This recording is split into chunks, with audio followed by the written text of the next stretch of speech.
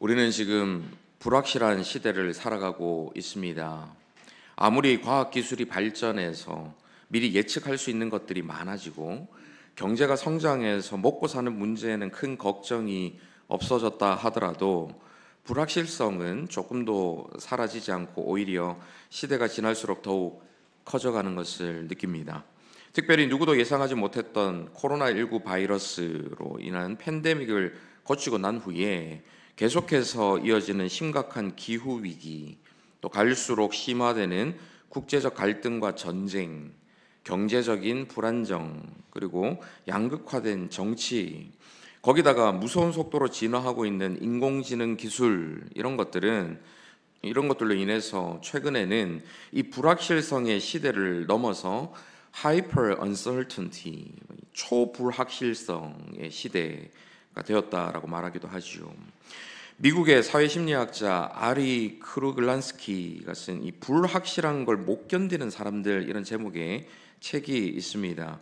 그는 이 불확실한 상황에 대한 반응이 사람마다 다르게 나타나고 불확실성 자체가 반드시 불안과 두려움을 야기하는 것은 아니지만, 그럼에도 불확실성이라는 것은 인간에게 심리적인 고통을 주고 사람들은 그 불확실성을 줄이기 위해서 끊임없이 확신을 추구한다라고 주장을 합니다. 불확실한 상황 속에서 인간의 뇌가 어느 시점에 이르면 종교를 원하고 가장 확실한 믿음을 채택하게 된다라는 것이죠. 이것을 가리켜서 그는 인지적 종결 욕구라고 부릅니다. 쉽게 말해서 불확실한 상황을 빨리 끝내고 안정을 누리고 싶어 한다, 이런 의미이지요. 불확실한 것을 견디지 못하는 사람일수록 이 종결 욕구가 강해서 불확실성을 피하기 위한 명확한 규칙이나 질서를 선호하고 가능한 결론을 빨리 내리려는 경향을 보인다라고 합니다. 또한 내 편과 상대편, 선함과 악함, 이런 이분법적인 사고로 흑백 논리적으로 이 관점을 취하려는 경향이 높다라고 이야기하죠. 그래서 한 가지 생각에 지나치게 집중하는 경향이 있고, 또 다른 관점을 받아들이거나 대안을 고려하는 데 어려움을 겪기도 한다라는 것입니다. 그들은 또한 불충분한 증거로도 빠르게 결론을 내려서 자신의 견해에 과도한 확신을 갖기도 하고, 다른 사람들의 생각이나 감정을 이해하는 공감 능력이 현저하게 저하된다라고 하지요. 그래서 어떤 한 가지만 보고 빨리 결론을 내리기 때문에 이 불확실성을 줄이기 위해서 빨리 결론을 내리는 그것으로 사실이 아닌 것을 사실로 믿기도 하고, 그것을 너무 철저하게 믿다 보니까 그것을 믿지 않는 다른 사람들을 용납하지 못하는 마음을 갖기도 한다라는 것입니다. 그래서 이런 사람들은 주로 대중의 인기에 영합하는 포퓰리즘이나 아니면 음모론, 이런 것에 쉽게 빠져들기도 하고요. 극단주의 집단에 들어가서 그 집단 안에서 가지고 있는 공통된 가치관으로 자신의 정체성을 삼기도 하고 자신의 존재감을 얻으려 한다, 이렇게 주장을 하지요. 현 시대에 이런 사람들을 쉽게 볼 수가 있습니다. 그래서 이 책을 읽어보면 지금 이 시대를 좀 읽는 눈을 한편으로는 가질 수 있는 그런 유익이 있죠. 그는 불확실성에 대한 평생에 걸친 조사와 연구를 통해서 이 책을 썼다라고 이야기하는데요. 이 불확실성에 대한 두려움을 줄이는 방법을 제시하기도 합니다. 먼저는 불확실성 자체를 삶의 일부로 받아들이는 태도의 수용성을 이야기하지요. 또 다양한 관점을 받아들이는 유연한 사고, 이런 것을 가질 것을 이야기합니다. 불확실한 상황에 대한 정보를 수집해서 이해도를 높이고 불확실성을 위험이 아니라 새로운 기회와 가능성으로 바라보는 긍정적인 재해석, 그리고 낙관주의자의 자세, 이런 것을 가질 것을 제시합니다. 여러분, 이런 해결책을 들으시니까 어떠십니까? 어떤 분들은 그렇구나, 한번 그렇게 가지려고 노력해 봐야겠구나, 이런 생각을 가지실 수도 있고요. 또 어떤 분들은 결국 스스로의 힘으로 부정적인 생각을 바꾸고 불안한 마음을 긍정적으로 바꾸라는 거네, 근데 그게 뭐 말은 쉽지 실제로 그렇게 쉬우면 불안하고 두려워하는 사람이 아무도 없겠지, 뭐 이런 생각을 가지실 수도 있을 것 같습니다. 저는 책을 읽는데 티베트 속담이 떠오르더라고요. 걱정을 해서 걱정이 없어지면 걱정이 없겠네.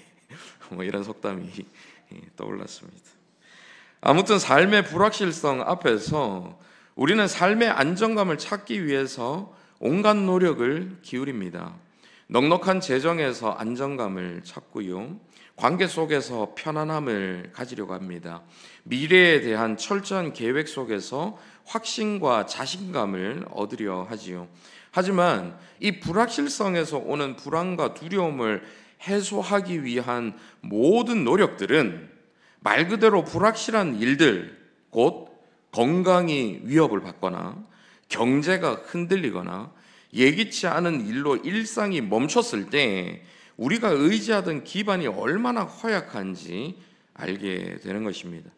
여기에 더해서 사실 우리의 문제는 우리 앞에 펼쳐져 있는 이 상황과 환경, 곧 우리 바깥의 이 불확실성만이 아니라 우리의 내면과 본성 자체가 지닌 통제할 수 없는 불확실성, 우리 안에 있는 이 불확실성에서 비롯되는 경우들이 참 많이 있습니다. 그렇기 때문에 아무리 긍정적으로 마음을 바꾸려 하고 억지로 불안한 마음을 바꿔보려고 해도 결코 우리 스스로의 힘으로 완전하게 성공할 수가 없는 것이죠.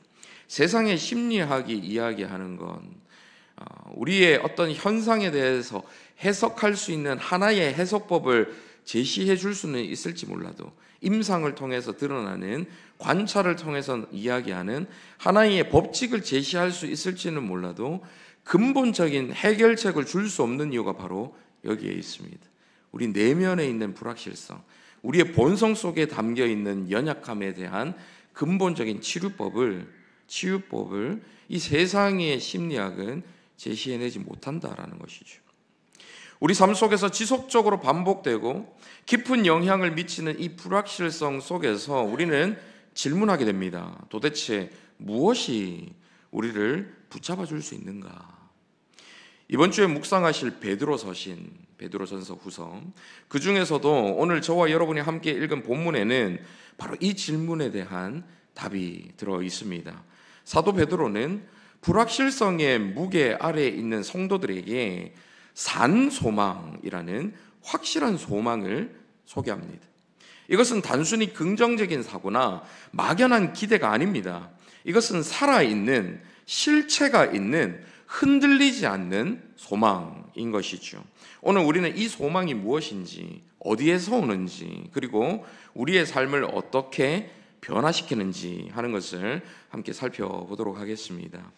사도 베드로가 편지를 썼던 이 시대는 말 그대로 불확실성이 극에 달했던 그런 시대였습니다.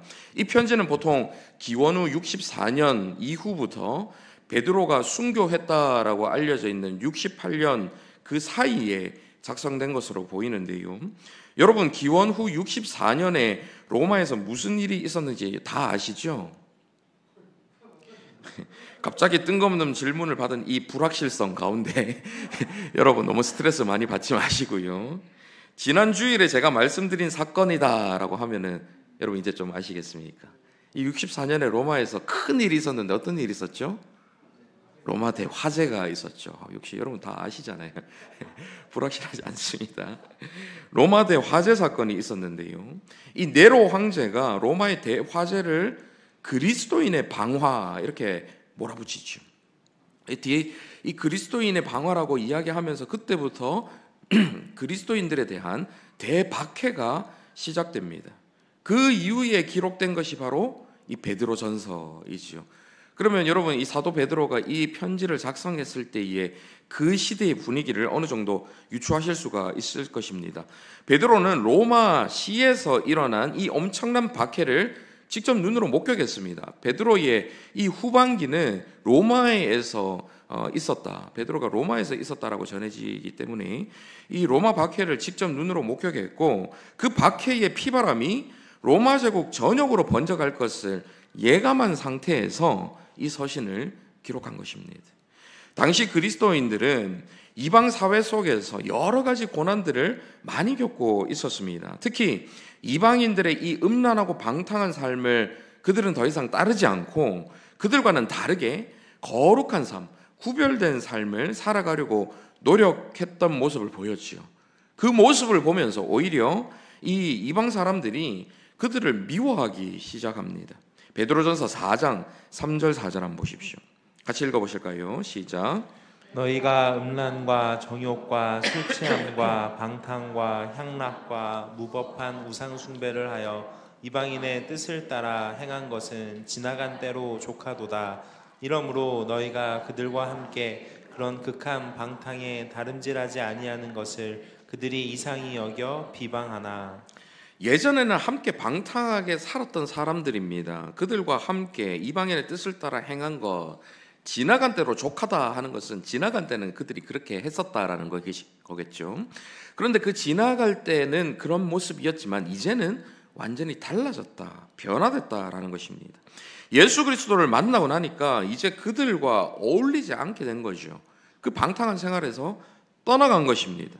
완전히 변화된 삶을 살아가기 시작하니까 특별히 이 이방인들에게 예전에 올렸던 그들에게 피해를 주거나 그들을 비난을 하지 않는다 하더라도 남다른 그들의 모습 자체가 이 이방인들에게는 본인들과 다르니까 그것을 이상하게 여기고 비방하기 시작합니다. 하나님께서는 각 사람에게 양심을 심어 주셨습니다.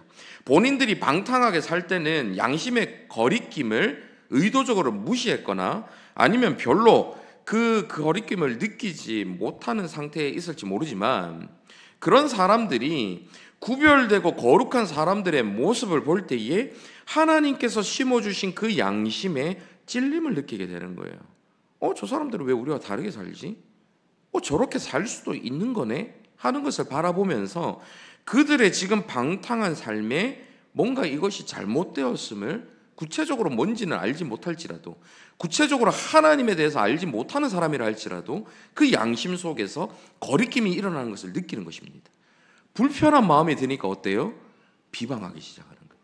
그런 마음이 없었으면 뭐 그러려니 하고 니들은 그렇게 사는구나 뭐 이상하네 이 정도로 넘어갈 수 있는데 그런 불편한 마음이 갑자기 들기 시작하니까 비방까지 가는 것입니다. 원래 이렇게 다른 모습을 보면 온갖 시기와 질투, 미움을 당하게 되어 있습니다. 그리스도인들은 이런 미움을 당해야 하는 것이죠. 그리스도인이 되었는데도 세상 사람과 다름이 없다면 이런 미움을 당할 일이 없을 것입니다. 그것 자체가 문제죠. 그리스도인이 되었으면 변화된 모습으로, 구별된 모습으로 세상 사람들과 다른 모습을 보임을 통해서 그들에게 뭔지 모를 찝찝함, 양심의 가책, 자신들이 행하고 있는 그 방탕함이 뭔가 원래의 길에서 어긋났음을 자신들이 인지하도록 만들어주는 것이 그리스도인의 삶이 되어야 한다는 것입니다. 아무튼 그렇게 다수의 이방인들 중에 소수의 그리스도인으로 살아가는 이들은 여러 가지 경제적, 사회적 불이익을 감수할 수밖에 없었습니다. 그런데 그런 그들에게 로마 대박해의 소식이 들리기 시작합니다. 그들은 단순히 건강을 조금 상하거나 경제적인 손해를 조금 보는 정도가 아니라 엄청난 고통과 함께 생명을 잃어버릴 수 있는 그런 상황이었기 때문에 그들이 느끼는 이 불확실성의 두려움은 막대할 수밖에 없었습니다. 언제 어떻게 그들에게 갑자기 이런 박해가 닥칠지 모르는 것이죠. 그러니 이때야말로 말 그대로 초불확실성의 시대였고 소망이 필요한 시대였던 것이죠. 이런 그들의 상황을 너무 잘 알았기 때문에 사도 베드로는 이 서신에서 형식적인 첫인사를 끝내자마자 본문 3절과 같이 말하고 있습니다. 함께 읽어보실까요?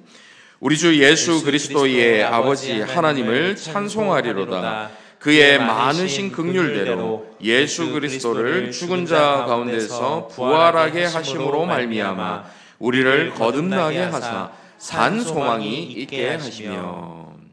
먼저 그는 우리 주 예수 그리스도의 아버지 하나님을 찬송하리로다. 하나님께 찬송하는 것으로 시작합니다. 왜 찬송하나요?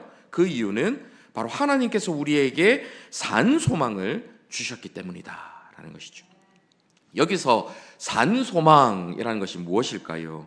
산이라고 번역된 단어는 살아있다라는 뜻을 가진 이 동사의 현재 분사형입니다.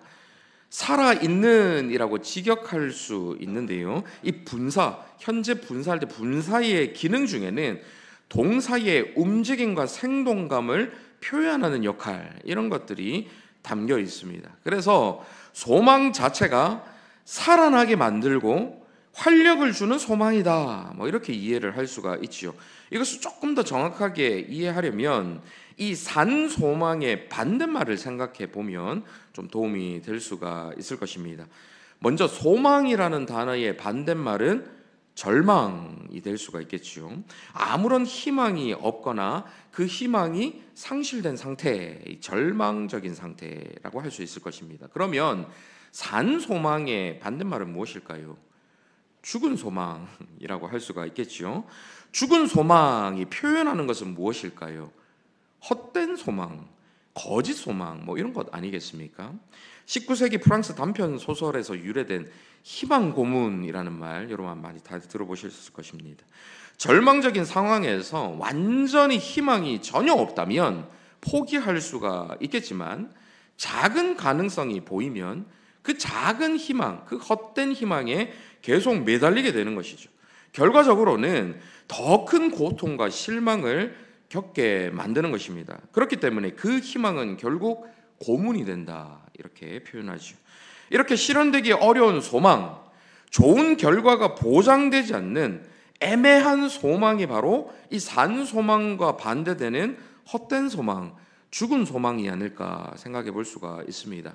우리가 살아가면서 힘이 들어도, 고통 속에서도 미래의 불확실성이 주는 이 불안과 두려움이 가득하다 하더라도 주저앉지 않거나 포기하지 않고 삶을 지탱할 수 있는 힘이 있다면 그것은 바로 소망 때문이겠지요. 지금은 내가 고생하지만 고생 뒤엔 낙이 올 거야 하는 소망, 지금 내가 비록 너무 힘이 들지만 참고 열심히 견뎌서 일하고 또 돈을 많이 모으면 나중에 편하게 살 수 있겠지 하는 소망, 몸이 아프고 병이 들어도 곧 나아질 거야 하는 이 소망이 그 어려움을 극복할 수 있도록 도와주는 것이죠. 그런데 그 소망이 확실하지 않고 애매하다면, 사실은 실현되기 어려운 헛된 소망이라면 어떻습니까? 현실에서 우리의 삶은 우리가 품는 소망대로 흘러가지 않는 경우가 훨씬 더 많습니다. 저와 여러분이 열심히 일하면 부자가 될 수 있다는 보장이 있나요? 저와 여러분이 지금 열심히 운동하고 철저하게 건강관리를 잘하면 병들지 않고 오랫동안 살 수 있다라는 보장이 있습니까? 그럴 수도 있지만 아닐 수도 있지요.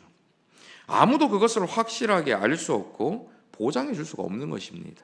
사람들이 보통 품는 소망이라는 것은 이렇게 가능성에 근거한 소망입니다. 될 수도 있다라는 가능성, 그렇게 될 수 있다라는 이 가능성, 그 말을 바꿔 말하면 안 될 수도 있다라는 말이죠. 결과를 보장할 수 없는 애매한 소망이기 때문에, 불확실한 소망이기 때문에 그 소망을 의지해서 열심히 힘을 내어 살면서도 우리는 항상 불안한 것입니다. 마음 한켠에 두려움이 사라지지 않는 것이죠. 그리고 실제로 고생 뒤에 낙이 올 거라는 소망을 품었는데 고생만 진탕하고 끝이 난다면, 열심히 모은 돈을 하루아침에 날려버리는 일이 일어난다면, 건강이 회복되지 않고 계속해서 나빠지기만 한다면 우리가 품었던 소망은 오히려 우리를 더 큰 절망으로 빠뜨리는, 고문으로 이끄는 희망 고문, 헛된 소망, 죽은 소망이 되어버리는 것이죠. 죽은 소망이라는 것이 이런 것이라고 볼 때에, 그러면 우리는 산소망, 그 죽은 소망에 반대되는 산소망이 무엇일지 더욱 명확해집니다. 그것은 바로 확실한 소망, 보장된 소망인 것이죠. 산소망이 왜 확실하고 보장된 소망이 될 수 있는가? 그것은 그 산소망의 근거가 무엇인가 하는 것을 보면 알 수가 있습니다. 사도 베드로는 이 산소망의 근거에 대해서 앞서 보신 본문 3절에서 이렇게 이야기합니다. 그의 많으신 긍휼대로 예수 그리스도를 죽은 자 가운데서 부활하게 하심으로 말미암아 우리를 거듭나게 하신 것. 본문 3절 한번 띄워주십시오. 그의 많으신 긍휼대로 예수 그리스도를 죽은 자 가운데서 부활하게 하심으로 말미암아 우리를 거듭나게 하신 것, 여기서 찾고 있습니다. 이 소망은 우리의 노력에서 오는 것이 아닙니다. 우리의 환경, 재산 또는 관계에서 오는 것이 아니지요. 억지로 긍정적인 마인드 컨트롤로 만들어낼 수 있는 것 더더욱 아닙니다. 이 소망은 전적으로 하나님의 긍휼에서 나오는 것이죠. 하나님의 긍휼이라는 것은 예수 그리스도를 통해 우리를 거듭나게 합니다. 이 거듭남은 새로운 시작을 의미하죠. 단순히 과거를 정리하는 것이 아니라 완전히 새로운 삶을 시작하는 것입니다. 그리고 이 새로운 시작이라는 것은 예수 그리스도의 부활에 의해서 확실하게 보증이 된 것이죠. 예수 그리스도의 부활이라는 것은 단순한 상징이나 전설이 아닙니다. 그것은 역사적인 사건이지요. 일어날 수도 있고 아닐 수도 있는 것이 아니라, 그런 애매한 것이 아니라 이미 분명하게 일어난 사실인 것입니다. 부활이라는 것은 하나님께서 우리를 위해 이루신 확실한 승리이고 약속의 보증인 것이죠. 예수 그리스도께서 죽음을 확실하게 이기셨기 때문에 우리가 가지고 있는 이 소망은 죽음도 파괴할 수가 없습니다. 이것이 바로 산소망인 것이죠. 우리가 아무리 초불확실성의 시대를 살아간다 하더라도 우리의 인생에서 가장 확실한 것이 있는데요. 아니, 이 세상에서 유일하게 확실한 것이 있습니다. 그것이 무엇일까요? 그건 바로 죽음이죠. 죽음만이 우리가 알고 있는 유일한 사실이고 가장 확실하게 보장되어 일어날 일입니다. 어떤 삶을 살아가든 얼마 동안 살아가든 우리는 모두 다 반드시 죽습니다. 세상 어느 누구도 절대로 피할 수 없는 것이 바로 이 죽음이라는 것이죠. 그런데 그리스도인들은 이 확실한 보장된 사실 속에 확실한 사실이 하나 더 있습니다. 그것은 바로 모두가 확실히 죽지만 우리는 확실히 다시 살아난다라는 것이죠. 여러분 아멘이십니까? 우리의 부활이라는 것은 확실히 보장된 것입니다. 이 부활은 단순히 죽음 이후에만 보장된 것이 아닙니다. 예수 그리스도를 자신의 부활하신 구주로 믿는 순간 우리는 영적으로 이미 다시 태어나고 부활한 것이지요. 에베소서 2장 4절 5절 한번 보십시오. 같이 한번 읽어보실까요? 시작. 긍휼이 풍성하신 하나님이 우리를 사랑하신 그 큰 사랑을 인하여 허물로 죽은 우리를 그리스도와 함께 살리셨고 너희는 은혜로 구원을 받은 것이라. 여기서도 오늘 본문 3절에서 본 것처럼 하나님의 긍휼이라는 것이 나오고 허물로 죽은 우리를 그리스도와 함께 살리셨다, 이렇게 표현되고 있죠. 이것은 저와 여러분이 느끼든 느끼지 못하든 인지하든 인지하지 못하든 새로 태어나는 거듭남을 통해서 그리스도와 이미 하나가 되었고 그분에서 오는 모든 복에 참여하도록 만들어 주셨다라는 뜻입니다. 우리가 믿음을 통해서 이렇게 다시 살아난, 다시 태어나는 거듭남을 이미 경험하게 된 것이죠. 우리는 지금도 우리 안에 계신 성령님을 통해서 살아계신 예수 그리스도를 직접 만날 수 있게 되었습니다. 부활이라는 것은 말 그대로 산소망, 곧 살아있는 소망이기 때문에 저와 여러분이 실제로 경험할 수 있는 영적인 실제인 것이죠. 이것을 경험하신 분도 계시고 아직까지 경험하지 못하신 분도 계시지만 여러분이 실제로 경험하지 못했다라고 여기신다 할지라도 실제적으로 우리 가운데에 일어난 사실이라는 것입니다. 골로새서 3장 1절 2절 한번 보십시오. 같이 읽어보실까요? 시작. 그러므로 너희가 그리스도와 함께 다시 살리심을 받았으면 위의 것을 찾으라. 거기는 그리스도께서 하나님 우편에 앉아 계시느니라. 위의 것을 생각하고 땅의 것을 생각하지 말라. 그리스도인이 되었다면 이제는 우리 마음을 온전히 예수 그리스도께 두라라는 것입니다. 그리스도와 함께 다시 살리심을 받았다면 이제 땅의 것을 찾지 말고 위의 것, 곧 하나님 우편에 앉아 계신 그 예수 그리스도를 찾으라. 예수 그리스도만을 바라보라, 이런 말이죠. 17세기 청교도 목회자 존 오웬은 특별히 우리가 예수님에 대한 성경 말씀에 우리의 온 마음을 쏟을 때에 예수 그리스도를 실제로 만날 수 있다, 이렇게 이야기합니다. 말하자면 실제적인 비결을 알려주지요. 예수 그리스도를 우리는 성령 안에서 반드시 만날 수 있는데, 인격적으로 그분을 경험할 수 있는데, 그 방법 중에 하나가 이 성경 안에 담겨 있는 예수 그리스도의 행적과 예수 그리스도의 그 인격을 바라보라는 것입니다. 예수님이 우리의 마음을 사로잡을 때까지 예수님의 그 영광스러운 인격과 행적을 묵상하라는 것이죠. 그럴 때에 성경에 게시되어 있는 그리스도의 영광이 우리의 믿음과 사랑과 기쁨과 흠모의 주된 대상이 될 수 있다라는 것입니다. 그는 자신의 경험을 통해서, 자기가 실제로 이렇게 경험한 그 바를 통해서 이렇게 저와 여러분에게 전하고 있는 것이죠. 이렇게 부활하신 예수 그리스도의 살아있는 소망이 우리를 어디로 인도하는지 본문 4절 한번 보십시오. 썩지 않고 더럽지 않고 쇠하지 아니하는 유업을 있게 하시나니 곧 너희를 위하여 하늘에 간직하신 것이라. 우리는 이 땅에서 많은 것을 추구합니다. 하지만 우리가 소유한 모든 것은 언젠가 썩고 더러워지고 쇠하여져서 결국 다 사라지는 것이죠. 하지만 하나님께서 약속하신 유업은 그렇지 않습니다. 하늘에 간직된 이 유업은 영원한 것이기 때문이죠. 본문 5절에는 더욱 놀라운 약속을 주십니다. 너희는 말세에 나타내기로 예비하신 구원을 얻기 위하여 믿음으로 말미암아 하나님의 능력으로 보호하심을 받았느니라. 우리의 유업은 단지 미래에 약속된 것일 뿐만 아니라 지금도 하나님의 능력으로 안전하게 보호되고 있습니다. 우리는 스스로 이 소망을 지킬 필요가 없어요. 이 소망을 얻으려고 노력할 필요도 없고, 이 소망이 날아갈까봐, 사라질까봐 불안해할 필요가 없습니다. 왜냐하면 하나님의 능력으로 끝까지 보호하시고 지켜주실 것이기 때문이죠. 그렇다면 이 산 소망은 우리가 불확실성에 넘어지고 고난을 겪을 때에 어떤 변화를 가져올까요? 6절 한번 보십시오. 같이 읽어보실까요? 시작.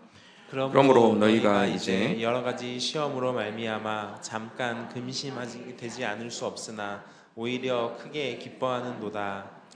여기서 베드로는 현실을 외면하지 않습니다. 우리는 시험과 고난을 겪는다, 이런 현실 자체를 부정하지 않아요.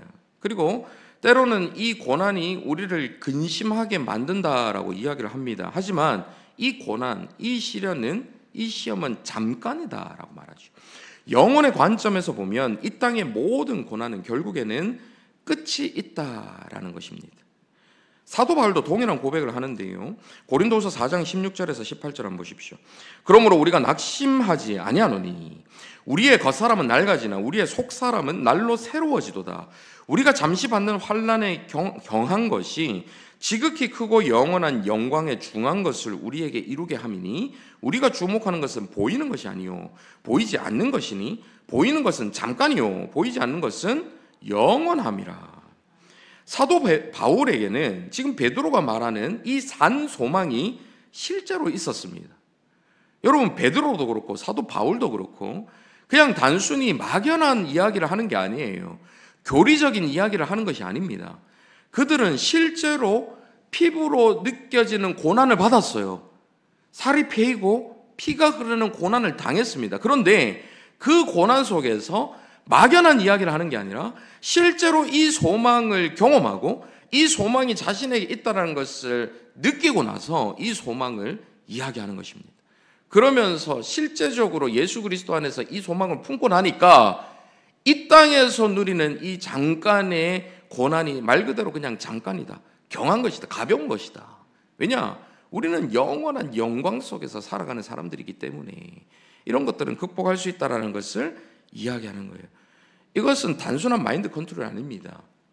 저와 여러분이 이것을 실제적으로 경험하지 않으면 이것도 마찬가지로 앞서 말씀드렸던 세상의 심리학자가 이야기하는 그냥 긍정적인 사고에 지나지 않는 거예요. 그냥 우리의 생각을 바꾸는 것밖에 안 됩니다. 그런데 예수 그리스도는 우리가 살아계시다라고 억지로 믿어서 살아계신 분이 아니고 살아계시다고 우리가 만들어낸 게 아니라 실제로 살아계신 분이세요. 실제로 부활하셔서 살아계신 분이시기 때문에 예수 그리스도를 통한 이 소망은 우리에게 실제로 경험되어 줄 수 있는 것입니다. 그래서 그 소망, 그 경험을 실제로 사도 바울도 했고 베드로로 했어요. 이후로 제가 말씀드리겠지만 존 오웬이라는 사람도 있고 그 이후에 있는 모든 신앙의 선배들이 다 이런 경험들을 실제적으로 가졌습니다. 그래서 저와 여러분이 불안과 두려움을 해소하는 산 소망을 얻기 위해서는 이 예수 그리스도를 향한 실제적인 경험, 인격적인 만남이 반드시 필요한 것이죠. 그는 지금 당한 이 사도 바울은 지금 당하는 고난이 잠시 받는 환난에 경한 것이라고 표현하는데, 왜냐하면 고난 가운데 그는 그리스도를 통해 누리게 될 지극히 크고 영원한 영광과 그리스도께서 자신을 위해 해주신 일에 주목하면서 그것이 사실이라는 것을 경험했고 낙심하지 않을 수가 있었던 것이죠. 그런데 베드로는 여기서 더 나아가서 이 고난 속에서 오히려 크게 기뻐할 수 있다 이렇게 말합니다. 상식적으로는 이해할 수 없는 이 일을 그는 그렇게 이야기하고 있죠. 그 비결은 사도 바울이 낙심하지 않는 것과 동일한 것입니다. 본문 8절과 9절 한번 보십시오. 같이 한번 읽어보실까요? 시작. 예수를 너희가 보지 못하였으나 사랑하는도다. 이제도 보지 못하나 믿고 말할 수 없는 영광스러운 즐거움으로 기뻐하니 믿음의 결국 곧 영혼의 구원을 받음이라. 우리는 예수 그리스도를 직접 눈으로 본 적은 없습니다. 지금 사도 베드로가 이야기한 것처럼 너희는 보지 못하였으나, 눈으로 본 적 없는데 하나님의 긍휼로 그리스도를 향한 믿음을 갖게 되었어요. 그 믿음으로 우리는 그분을 바라볼 수 있게 되었고 그분을 경험할 수 있게 되었고 그분을 사랑할 수 있게 되었습니다. 이 사랑이라는 것은 우리 안에서 만들어지는 게 아니에요. 우리가 만들어내는 게 아니에요. 우리 안에 믿음을 주신 성령님께서 그분을 실제로 믿게 만들어주시고 우리 안에 계신 그 성령님께서 그분을 실제로 사랑할 수 있게 만들어주시는 거예요. 흠모할 수 있게 만들어주시는 거예요. 그리스도의 고난과 죽음이 결국 부활이라는 영광을 가져다 준 것을 너무 잘 알기 때문에 우리는 그 그리스도로 인해서 고난 중에도 말로 다 할 수 없는 영광스러운 즐거움과 기쁨을 얻을 수 있게 된 것입니다. 물론 이 기쁨이라는 것은 단순히 감정을 말하는 것이 아닙니다. 고난의 의미를 부여하게 되고 고난의 끝에 찾아올 이 영광이라는 확실한 산 소망을 통해서 생겨나는 구원의 기쁨, 구원의 열매인 것이죠. 앞서 언급드렸던 이 존 오웬이라는 분은 11명의 자녀들이 있었어요. 11명. 옛날에는 워낙 자녀들 많이 낳았으니까 11명의 자녀가 있었는데 안타깝게도 그 중에 10명이 어린 나이에 죽었습니다. 옛날에는 어릴 때 죽은 자녀들이 굉장히 많았죠. 17세기 사람이니까요. 10명의 자녀들이 어릴 때 죽고 거기서 유일하게 성인이 된 딸이 있었는데 이 딸도 결혼을 했는데 결혼에 실패하고 다시 친정으로 돌아와서 얼마 지나지 않아서 결핵으로 죽고 맙니다. 그리고 그 자녀들을 낳은 그의 아내도 얼마 지나지 않아 또 죽음을 당하죠. 이 존 오웬은 자신이 살아있을 때에 11명의 자녀들이 다 자기보다 먼저 죽고 아내까지 먼저 세상을 떠납니다. 거기다가 이 영국 국교회의 핍박을 받아서 청교도였던 그가 이 교회에서 사역하던 교회에서 쫓겨나게 되죠. 온갖 핍박과 박해, 미움, 질시, 질타 이런 것들을 받게 됩니다. 그런 고난 중에 그는 다른 방법으로는 결코 알 수 없는 즐거움과 기쁨을 기도 중에 얻게 되지요. 그러면서 이렇게 고백을 합니다. 한번 들어보십시오. 예수 그리스도에 대한 막연한 생각으로 만족한다면 우리에게 변화의 능력이 임하지 않는다. 그러나 전심으로 그분을 붙들고 자나깨나 그분을 생각하고 그분을 즐거워하면 그분에게서 영적 능력이 흘러나와 우리 마음을 정결하게 하고 더 거룩하게 하고 은혜로 굳게 하고 때로 우리를 한없이 영광스러워 형언할 수 없는 기쁨으로 충만하게 한다. 사도 베드로나 사도 바울의 이야기로만 끝나면 그 사람들만 경험한 것이라고 하면 우리는 에이 옛날에 뭐 성경 기록한 기자들 책 속에 살아있는 사람들만 그런 거지 뭐 특별한 사도들만 경험할 수 있는 거지 뭐 이렇게 치부할 수 있는데요. 지금 17세기에 살았던 이 존 오웬이라는 사람도 이런 수많은 고난 끝에서 이런 걸 실제적으로 경험하고 이렇게 기록하고 있는 거예요. 뿐만 아니라 그 다음 세기 18세기에 살았던 조나단 에드워즈도 마찬가지입니다. 그 역시 예수 그리스도를 날마다 묵상하고 또 묵상해요. 그는 그리스도의 이름을 보기만 해도 마음이 불타올랐다 이렇게 표현합니다. 그리고 자신이 경험한 최고의 기쁨과 즐거움은 자기 자신이 행복해질 것이라는 소망 때문에 생긴 것이 아니라 복음의 영광스러운 일들을 직접 봄으로 생긴 것이다. 직접 경험함을 통해서 생긴 것이다. 이렇게 이야기를 합니다. 그러면서 그는 자신의 상태에 대한 생각에서 초월하게 되었다라고 고백하죠. 그는 시간을 정해놓고 막 자기가 정해놓은 그 장소에서 항상 예수 그리스도를 묵상하고 삼위 하나님의 그 영광을 묵상했는데요. 그럼 묵상할 때 어쩔 때는 갑자기 막 그리스도를 떠올리는데 막 그 아름다움에 도취되어 가지고 1시간 동안 펑펑 눈물 흘렸다라고 기록을 하고 있고요. 막 도저히 주체할 수 없는 기쁨이 그 마음 속에서 막 끌어 넘쳤다. 막 이런 표현들을 하곤 합니다. 그는 살아가면서 고난들을 많이 당했어요. 존 오웬과 마찬가지로 그 당시에는 바른 것을 전파할 때 교회에서 쫓겨나는 일들이 많았거든요. 이 조나단 에드워즈도 이 교회에서 쫓겨남을 당합니다. 이 바른 올바른 목사가 되려면 교회에서 쫓겨나야 되나 뭐 이런 생각이 드는데 어쨌든 이 조나단 에드워즈까지도 교회에서 쫓겨나는 시련을 당해요. 그런 그가 그런 온갖 고난 속에서 시련 속에서도 그리스도를 묵상하면서 실제적으로 넘쳐 흐르는 기쁨을 누렸다라는 거예요. 17세기, 18세기만 일어난 일들이 아닙니다. 19세기, 20세기, 21세기 그 다음 계속해서 우리의 믿음의 선조들을 바라보면 하나같이 이와 같은 기쁨을 누리고 이런 탁월한 기쁨 때문에 흘러나오는 즐거움 때문에 현실 상황과 상관없는 그것을 초월하는 기쁨을 누리고 소망을 품을 수 있던 것을 바라볼 수 있어요. 이 믿음의 여정이 21세기를 살아가는 저와 여러분에게도 이어져야 되는 것 아니겠습니까? 이 산소망이 저와 여러분이 불확실성의 시대 속에서 살아갈 수 있는 소망을 품게 만드는 것이죠. 이제 말씀을 맺겠습니다.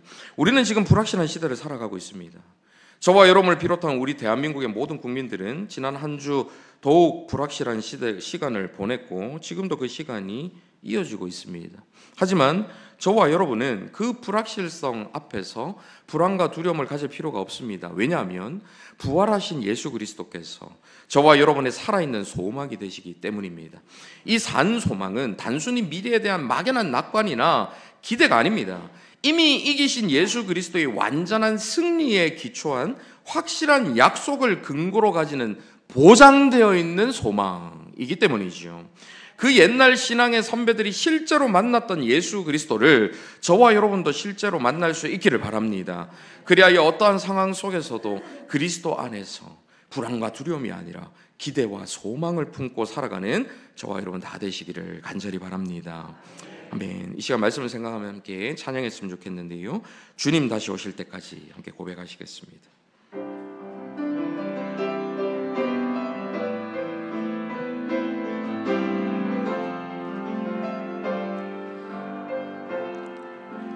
주님 다시 오실 때까지, 주님 다시 오실 때까지 나는 이 길을 가리라. 좁은 문 좁은 길 나의 십자가 지고 나의 가는 이 길 끝에서 나의 가는 이 길 끝에서 나는 주님을 보리라.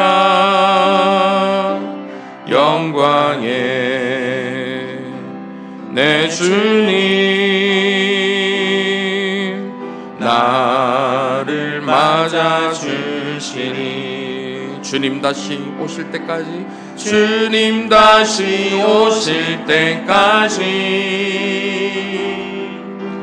나는 일어나 달려가리라. 주의 영광 온 땅 덮일 때 나는 일어나 노래하리. 내 사모하는 주님, 내 사모하는 주님, 온 세상 구주시라. 내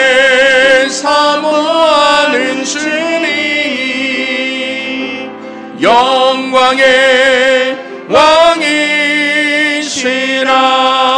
왕이시라. 이 시간 말씀을 생각하면 함께 기도했으면 좋겠는데요, 불확실한 세상 속에서 우리의 삶이 흔들리고 고난이 찾아올 때에 불안과 두려움으로 사로잡히는 것이 아니라 예수 그리스도 안에서 산 소망을 붙들고 살아가게 하여 주시옵소서. 예수 그리스도의 영광과 아름다움을 늘 묵상해서 실제적이고 인격적으로 예수 그리스도를 만나게 하여 주시고 더욱 확실한 믿음 가운데 살아가는 저희 모두가 되게 하여 주시옵소서. 말씀을 생각하며 함께 기도하며 나가도록 하겠습니다. 자비로우신 아버지 하나님, 은혜와 사랑의 참으로 감사를 드립니다. 이런 불확실한 세상 가운데서 가장 확실한 예수 그리스도를 붙들며 살아가는 우리 모두가 될 수 있도록 하나님 붙잡아 주시옵소서. 이런 아버지 하나님 삶 가운데 예수 그리스도를 향한 믿음이 더욱더 불타오르게 하시고 하나님께서 우리에게 주신 성령님으로 말미암아 세상은 불안합니다. 아버지 하나님, 불확실 속의 세상 속에서 아버지 하나님 기도하면서 우리가 바라볼 것은 무엇이, 믿음의 삶을 살아가는 우리가 소망을 둘 수 있는 우리 주님께서 도와주시기를, 애매한 소망, 헛된 소망, 죽은 소망을 품지 않게 하여 주시고 살아있는 소망, 산 소망을 품고 살아가는 저희 모두가 될 수 있도록 인도하여 주시옵소서.